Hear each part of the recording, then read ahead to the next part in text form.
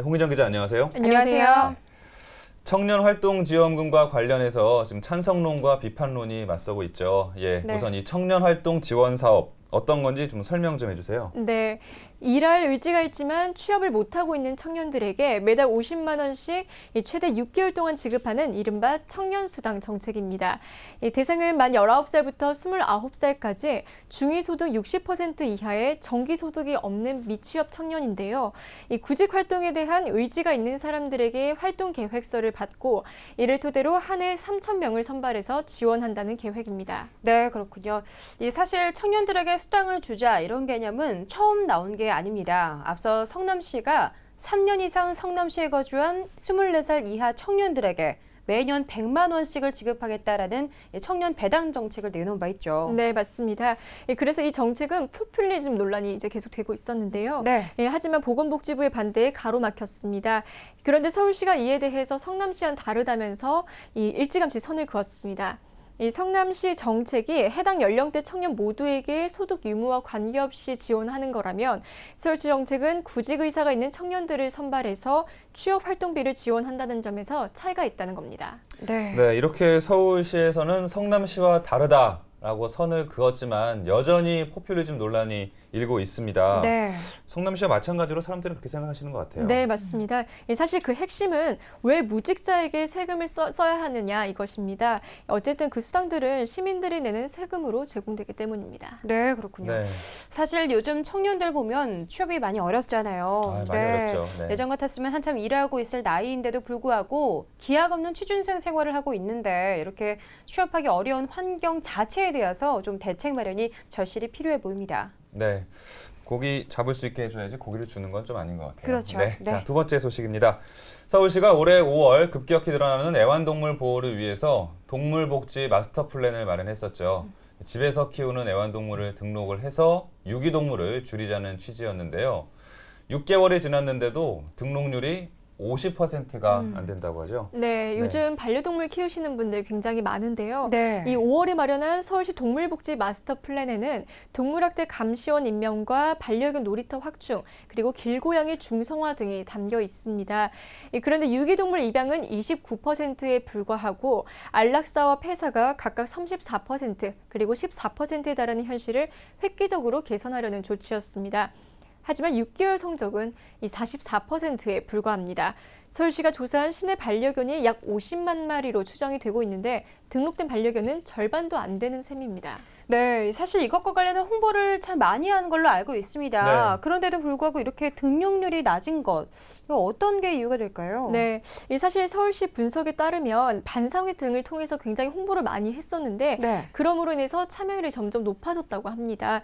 하지만 아직까지 반려동물에 대한 시민 의식이 부족하다는 게 문제점으로 지적이 되고 있는데요. 또 반려동물 등록이 되지 않았을 때 최고 40만 원까지의 과태료를 매긴다고 얘기를 했었지만 네. 실제로 단속 사례는 거의 없었습니다. 그랬군요. 네, 뭐 지금까지 6개월간의 등록률이 44%. 그럼 앞으로 남은 걸 또 채우려면 대책이 또 필요할 것 같은데 네. 어떤 게 있을까요? 우선 적극적인 동물 보호를 위해서 2020년까지 동물학대 감시원 1,000명을 임명할 예정이고요. 그리고 초등학생과 중학생의 동물복지 교육을 하고 10,000명 이상을 명예감시원으로 위촉도 합니다.